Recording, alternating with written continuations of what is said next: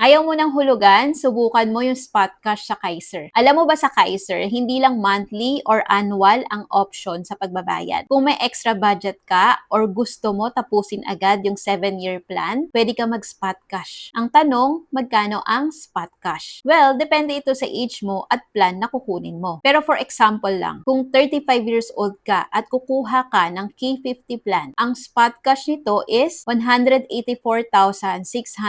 pesos plus 3,500 pesos na policy fee. One-time payment na yan. Tapos ka na sa hulog. Tapos secured ka na for 20 years. Ang ganda, di ba? Hindi mo na iintindihin every year or every month na hulugan. After 20 years, automatic, magmamature na yung plan mo. At covered ka ng healthcare, life insurance, at may investment na nakaabang kung hindi mo nagagamit yung healthcare. Mas ideal ito para sa mga may pan-lump sum or OFWs na gusto hassle-free setup. And take note, mas mura ito kaysa sa total na 7-year installment. So kung gusto mo tahimik ang isip mo for the next 20 years, spot cash might be the best option for you. If you want to know more, comment #Kaiser below para masend ko ang video explanation sa inbox mo. Retire early, live free, kayang-kaya basta may tamang gabay.